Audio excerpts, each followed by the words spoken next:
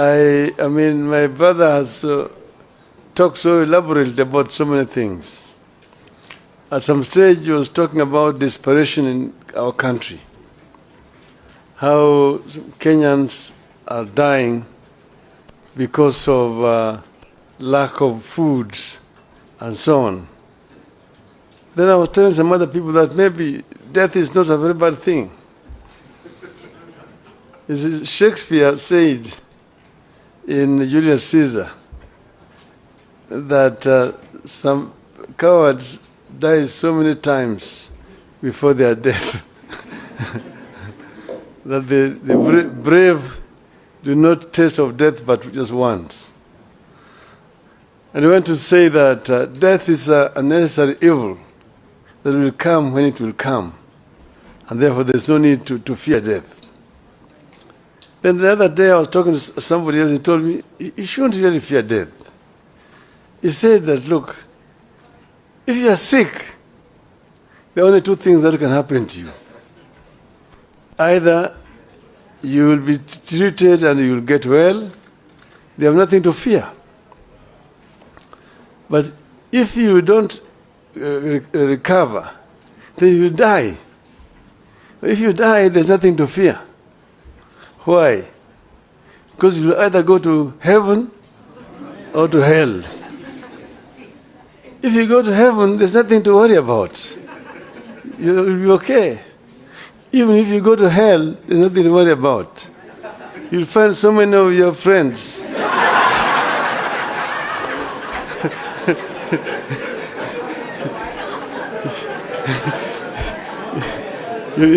So spend a long time just greeting them. How are you?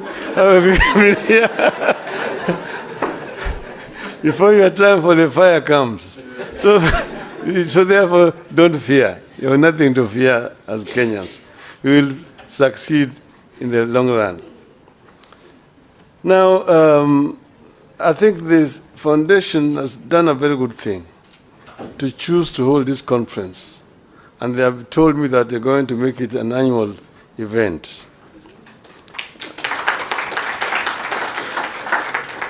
So it is my real pleasure to speak to this distinguished audience at a time the country is undergoing profound challenges with no end in sight. My task is to share with you the alternative economic pathways proposed by the Azimio la Umoja One Kenya Coalition Party for the people of Kenya. I will do that with pleasure.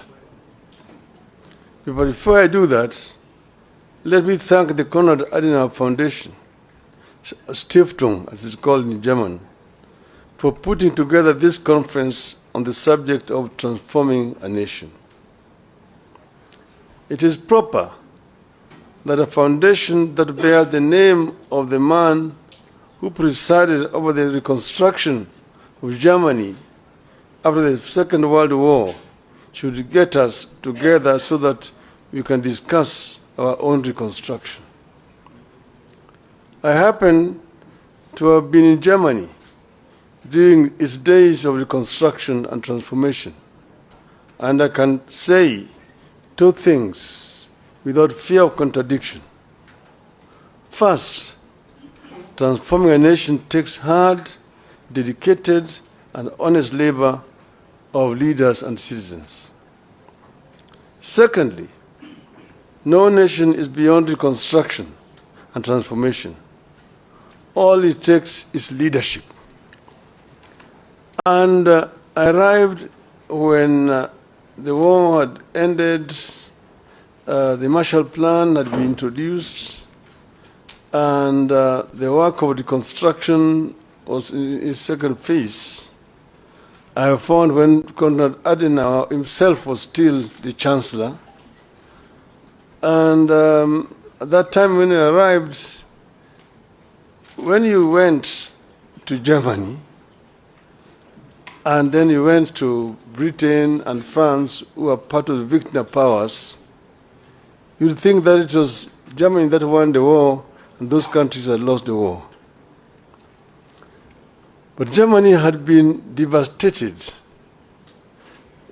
Most German cities were bombed, some of them nearly to the ground. There's a city in the eastern part of Germany called Dresden. Dresden was razed almost to the ground by the British, basically, at the time when, in fact, the war had ended. But because of the anger of what had happened, bombing of London and so on, it was a revenge bombing. But the Germans reconstructed. And at that time, West Germany was the strongest economy in Western Europe. And East Germany was also the strongest economy in Eastern Europe at that time. That was basically because of hard work.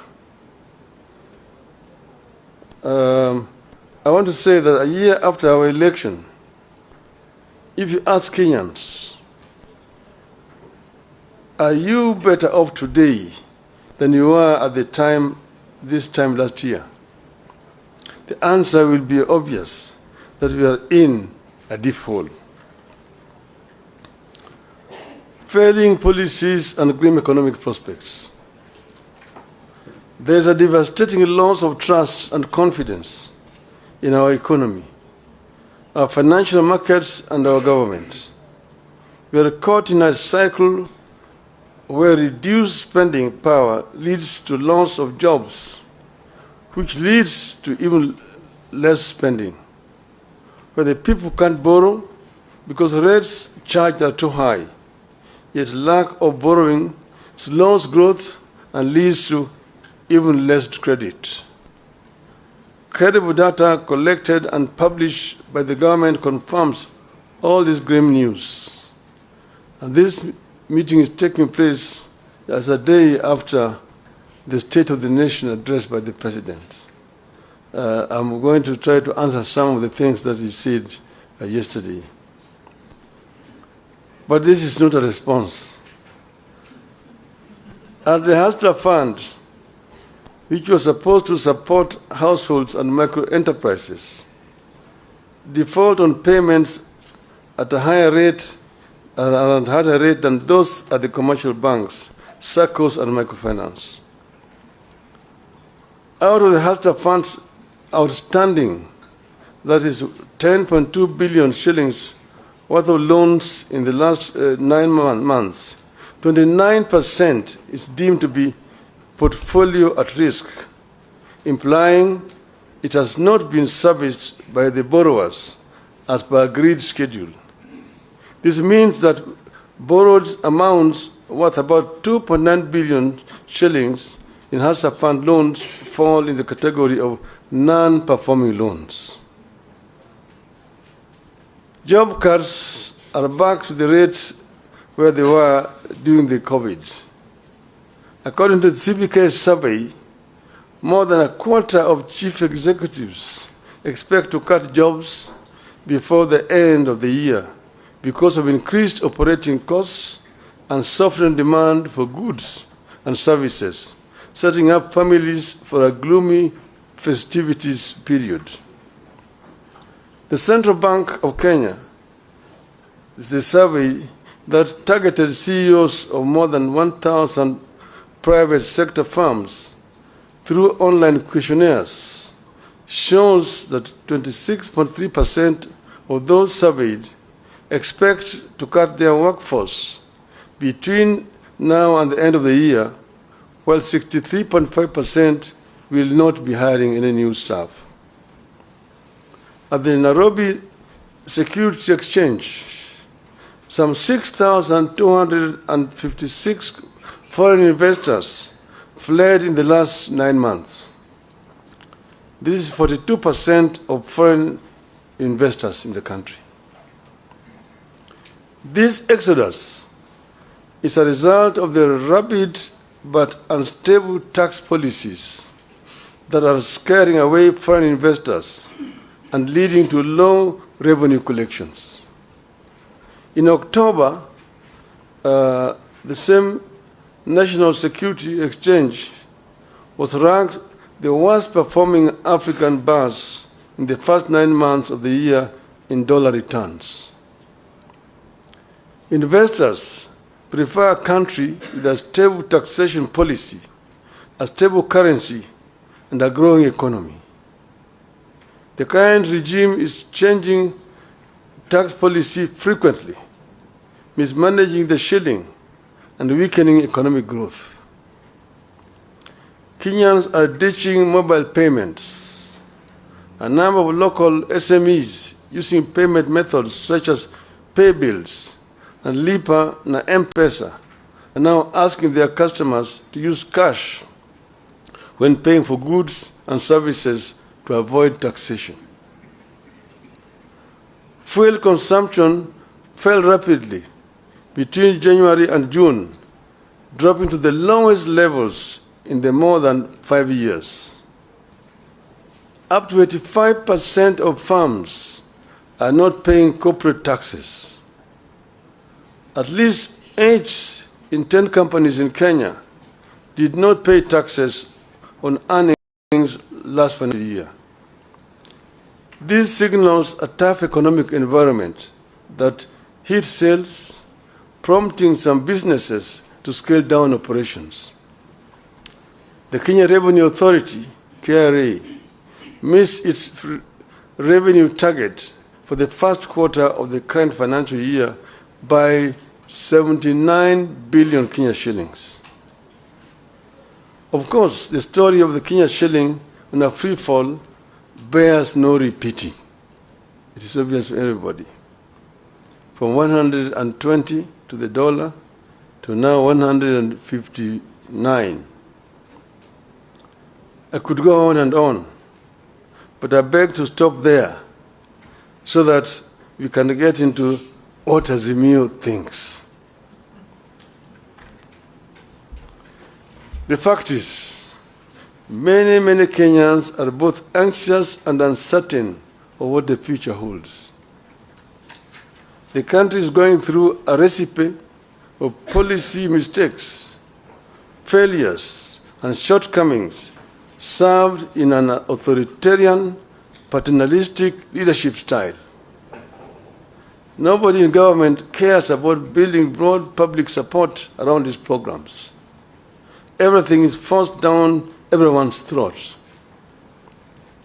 In the run-up to 2022 election, we warned that the sectors of every economy are intertwined, and you cannot benefit one sector by denying the other. We warned that Kenya Kwanza was never going to help the hustlers by robbing the rich and the middle class. In the wake of the Finance Act of 2023, we warned that no nation can ever tax its citizens into prosperity. We are concerned that it is getting too late to change the course. We fear that consequences of the foundation laid in the first year of this administration could linger for years if nothing is done. Our country could lose the competitive edge that it has always had in the region and sub-Saharan Africa. This bad situation could easily get out of hand. What is to be done? For us in Azimio, reduction in the cost of living is a priority economic imperative. This will be achieved by providing some basic relief to citizens, including reduction of taxes and stimulating production. To release resources to achieve these objectives, government must cut the budget by an estimated 500 billion shillings. The current policies have hit low-income families particularly hard. These are the same low-income families that the administration promised to lift up. These families spend more than 40% of their income on food. They deserve and require relief. In particular, we must cut fuel taxes and raise social welfare payments. At this time of duress, We demand tax cuts, not increases. Kenyans need to see their taxes go down, not up. We believe the current taxation regime is not sustainable. We warned at the beginning that beyond a certain point, increasing taxes leads to lower collection. It has become real as Kenya Revenue Authority misses one revenue target after another. Tax on fuel is up, but fuel levy collection is down. We were doing this as a result of our experience when we formed government under NASA. Under NASA, we found an economy that was stagnant, and the growth was negative. Revenue collection was very low, and the Paris Club had actually clamped down on the government. So the government was actually just limping. And when we came into government, what we did was to address the two sides of the balance sheet, income and expenditure. We found out the government was collecting 200 billion shillings of all that was being collected. We looked at the sources of revenue, customs duty, income tax, the VAT, and so on. And then the other side, expenditure, how they were procuring. You looked at revenue officers, those officers in the customs, in the income tax department, in the VAT, and procurement officers in all the ministries. They were the boys in town. They're the ones who are buying apartment blocks in town, the ones who are driving the latest models of cars, Mercedes, Toyota, what have you. They're the ones who are building castles in rural areas. They're the ones who are building high-rise buildings in village markets. If you did a lifestyle audit, you're able to catch them. And we did lifestyle audits and caught very many of them. We sacked some we sent to jail. And all of a sudden, revenue rose up. From 200 billion shillings, within the 6 months from January to June, we went up by 100 billion shillings. We collected 300 billion shillings. So we said, the answer is not to increase taxes, but to spread out, widen the net, and lower the taxes, and we get more revenue. The following year, it went 500 billion, 700 billion, 900, we reached 1 trillion. We were able to finance most of our budget from local resources without having to borrow from donors. 95% of our development expenditure was coming from local revenue. And that's why we were advising the inadvisable that you don't have to increase taxes to get revenue. Procurement, because you collect revenue, but it all just goes into people's pockets. We found that under Moi, there was a procurement law which says that any item above 100,000 shillings had to procure competitively. In other words, you have to advertise in at least 3 newspapers. And there must be at least 3 bidders, and you procure competitively. Each and every ministry has a procurement officer seconded from the treasury who was in charge. We found that each procurement officer had 3 companies registered. And there was a kind of a cartel. Kenyans deserve a raise in the average minimum wage. We should also stop mismanagement of public finances. The country must embrace better fiscal discipline. We do not have to increase our budget in order to look important. State departments with overlapping functions need to be scrapped. Why do we have coordination of international development partnerships at both the Deputy President's Office and the Ministry of Foreign Affairs, complete with budget lines, while the National Treasury also runs an external resources department? At the same time, we need to stop duplication of devolved functions at national level.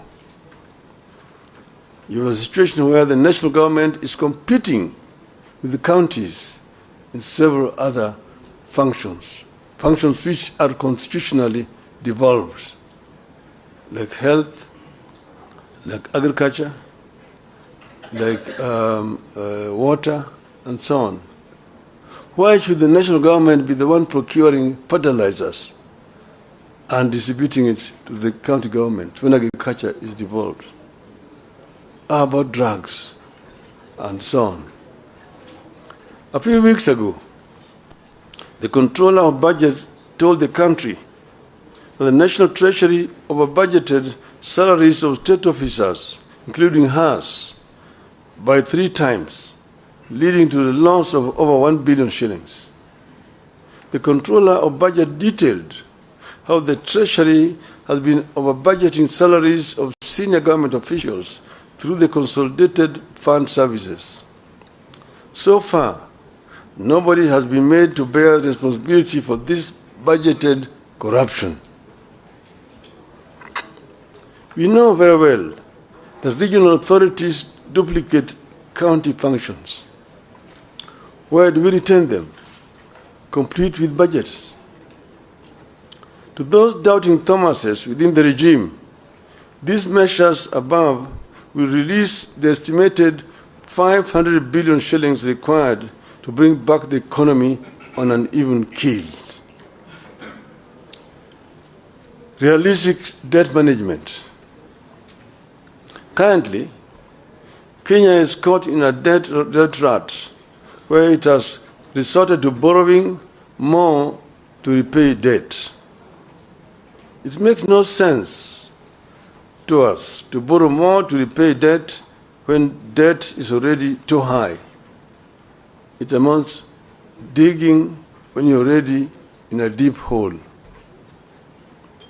Our position is that the National Treasury ought to ask creditors to push up payments falling due to a future date rather than keep paying it. This is what people do when they have a crunch in their finances, but know they can pay later when their income is higher. Rescheduling debt is not at the same time as the same thing as debt default. People default when they are bankrupt. Kenya is not bankrupt. Kenya should not default. By rescheduling debt payments falling due, the government can forgo punitive taxes and create room for critical social and economic spending. In conclusion,